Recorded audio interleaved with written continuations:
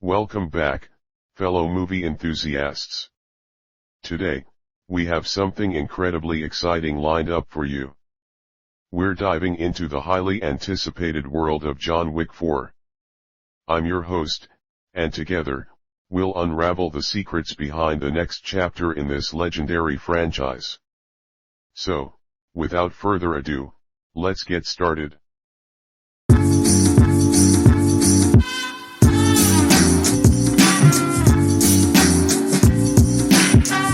The Bowery King Lawrence Fishburne extends his hospitality to John Wick Keanu Reeves and his pitbull in New York City, serving as their temporary haven. John is relentlessly hitting a board, causing his knuckles to bleed when BK enters and inquires if he is prepared to confront the high table. John responds with a single word, "Yeah." John journeys to Morocco and engages in horseback pursuit of the elders George's male workforce. John asks the elder for his ring after he murders the men, only to be informed that the ring is no longer in his possession. Subsequently, John executes the elder and then departs. Winston Ian McShane and Karen Lance Reddick receive an invitation from the Harbinger Clancy Brown in New York to meet with the Marquis de Gramont Bill Skarsgård at the behest of the High Table. After being informed about the elder's demise, the Marquis reprimands Winston for not being able to execute John. Therefore, the Marquis ordered the condemnation and explosion of the New York Continental. Winston has been declared excommunicated, and to make matters worse, the Marquis fires a bullet into Karen's chest.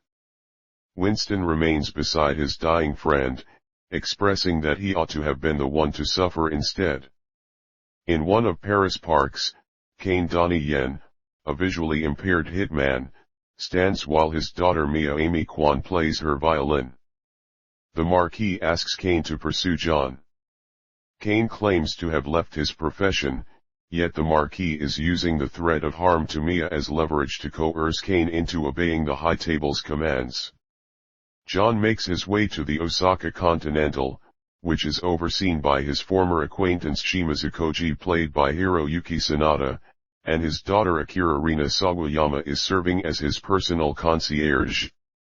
Koji and John arrange a meeting on the rooftop and finalize a clandestine shelter plan, despite Akira's doubts about John's presence. Presently, Chidi, the trusted assistant of the Marquis, accompanied by his team of assassins, comes with the aim to entice John out. Koji's subordinates arrive and confront the High Table killers with strategic use of arrows in the obscurity. Although Koji's security personnel hold their ground against the majority of the High Table assassins, Kane makes his entrance and commences his own killing spree using strategic devices to anticipate the movement of his marks before wielding his sword and firearm to eliminate them. At the same time, Akira enters the battle and eliminates a few of Chidi's associates, but unfortunately, she receives a gunshot wound as a result. As John fights off more men, wielding a pair of nunchucks, he aids her and Koji in their escape. Kane discovers him and they recognize each other as old acquaintances. Despite feeling hesitant about pursuing John, Kane proceeds with the mission to protect Mia. John engages in a brief altercation with Kane before successfully escaping. During the exchange of gunfire, a person called a tracker, referred to as Mr. Shamir Anderson's character, Nobody, and his trusty German shepherd come to John's aid, taking down several of the assailants. He desires to gain control over John's fate by having him targeted, but insists that the current offer of 20 million for the hit is insufficient, thus presently, he is aiding John. While Koji and Akira are making their way out, they come across Kane. Despite being longtime friends, Kane and Koji clash in a sword fight when Koji vehemently opposes Kane's pursuit of John. Despite the possibility of Koji being granted permission to leave, he persists in the battle until Kane ultimately delivers a lethal strike. While Akira cradles her dying father, she tries to seize his sword in order to take revenge on Kane. However, he cautions her against it and warns her of facing the same destiny as her father. Kane also promises to meet Akira in the future. At the train station, Akira encounters John and holds him responsible for her father's demise. She gives him an ultimatum to either kill Kane or she will take matters into her own hands. Winston and Bowery King are aware that their association with John makes them susceptible to danger, therefore, they have a meeting. While this is going on, the Harbinger and the Marquis discuss the excessive violence that occurred at the Osaka Continental. However, the Marquis insists that it's crucial to not only eliminate John Wick but also dismantle the notion of him being invincible and invulnerable. Smartly paraphrased, subsequently, Mr. visits the Marquis. No one is requesting a payment of $23 million for assassinating John. The Marquis retaliates by piercing his own hand, compelling him to decide between removing the blade or taking out his hand, revealing his true aspirations. I'm sorry, there is no text provided to paraphrase. Can you please provide me with the text that you want to be paraphrased? Without venturing his fingers in between, no one takes out his hand, and the Marquis consents to grant his plea. John arrived at Karen's tomb to express his sympathy to Winston on the demise of his friend. Winston intends to seek retribution from the Marquis, thus he advises John to challenge him to a duel as a condition for gaining independence from the High Table, despite the widespread notion that High Table duels are fictitious. John's family is his sole source of support, as the Roscaroma community has not only severed ties with him, but has also torn up his ticket. Feeling compelled, John consents to locating them. In Berlin, John visits the Roscaroma and is met with hostility from the priest who fires a shotgun at him. Subsequently, he is bound and restrained with a rope around his neck. Upon meeting his adoptive sister Katia Natalia Tina, John is met with hostility as his actions in killing the elder resulted in the Marquis ordering the execution of her father Peter, someone who would have supported John in the duel. John extends his help to Katia for atonement, but she instructs him to pursue Killa Scott Atkins, a German High Table member who is responsible for her father's demise. John visits Killa's nightclub, encountering Kane and Mr. X. The trio engages in a card game with Killa, but he resorts to cheating before instructing his men to pursue the three assassins. Kane and Nobody, accompanied by Nobody's dog, manage to fend off the gangsters, while John pursues Killa through the club and its oblivious patrons. John uses a card to cut Killa's neck and engages in a fight, despite Killa's attempts to overpower him with his strength and weight. Killa's henchmen pursue John and meet an anticipated violent demise. Despite Killa's attempt to halt him by pushing him off a balcony, John manages to persevere and continue on. In the end, John manages to trap Killa and causes him to tumble down a flight of stairs, resulting in a fatal impact when he collides headfirst with the ground. After confirming Killa's demise, John seizes one of his golden teeth as evidence and presents it to Katia, who responds positively and assists John in the initiation ritual, where he is marked with the family emblem and granted assistance for the upcoming duel. Winston arrives at the Marquis place with the legal papers from John, formally proposing a duel. Although the Marquis attempted to decline, Winston reminds him of his obligation to abide by the High Table's traditions, thus compelling him to comply.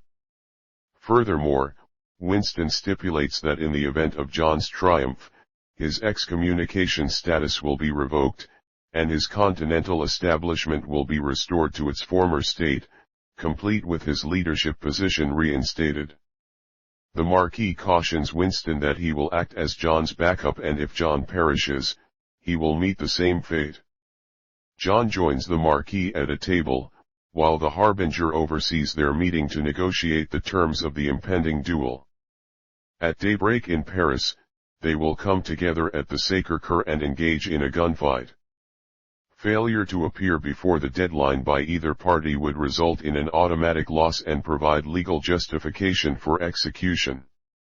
The Marquis selects Cain as his subordinate and promises to release both Cain and his offspring on the condition that Cain assassinates John. John visits a church and takes a seat to honor Helen Bridget Moynihan. Cain greets him cordially and proceeds to share information about Mia and the potential consequences he may face. Afterwards, John encounters Winston and Bowery King, who gifts him with a fresh firearm and impenetrable gear. The Harbinger serves as a reminder to the Marquis about the potential consequences that could arise in the high table if John were to cause his demise.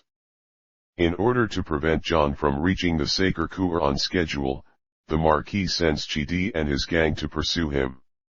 The radio personality additionally broadcasts to potential killers tuning in that a reward has been established for the elimination of John prior to daybreak. John is pursued by numerous assassins as he heads towards the Sacre Coeur.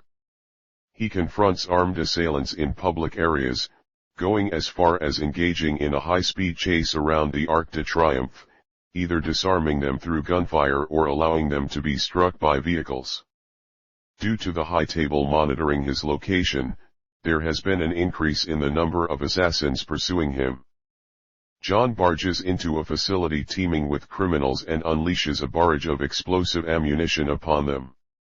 Simultaneously, while some assassins were being removed, another individual contacted the Marquis and requested a greater compensation.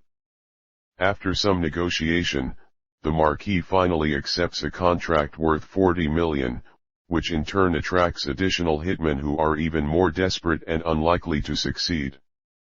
John eventually reaches the stairs that ascend to the Sacre Coeur, eliminating additional assassins along the way. However, Chidi appears and sends John tumbling down the entire flight of stairs. Cain arrives to assist John in ascending to the summit by aiding him in eliminating Chidi's associates. No one confronts Chidi for throwing his dog into oncoming traffic, although the dog ultimately survived. With the assistance of John, Chidi was subdued, and he was bitten on his genitals by a dog while nobody shot him in the head. To add insult to injury, the dog proceeds to urinate on Chidi's face as well. John arrives just in time before the sun emerges over the horizon. As they participate in a traditional duel, he and Cain draw their firearms. Both of them successfully landed 2 blows on each other. During the third attempt, Cain wounds John in the stomach with a gunshot, yet John refrains from retaliating. The Marquis commands that he perform the final blow in order to personally eliminate John Wick. After getting hold of his firearm, he targets John, but Winston intervenes by calling him an overconfident jerk and pointing out that John has not yet fired his final shot. John had already pulled the trigger and ended his life when the Marquis eventually realized the gravity of the situation. The Harbinger announces that obligations to the high table are no longer required from John and Cain. After descending the stairs, John briefly ponders about Helen and utters her name before collapsing. John Wick passes away in a state of liberation. As per John's request, Winston and Bowery King laid him to rest beside Helen and marked his tombstone with the words "beloved spouse." Winston is questioned by BK about John's whereabouts, whether he is in heaven or hell, but Winston responds with uncertainty, saying that it is impossible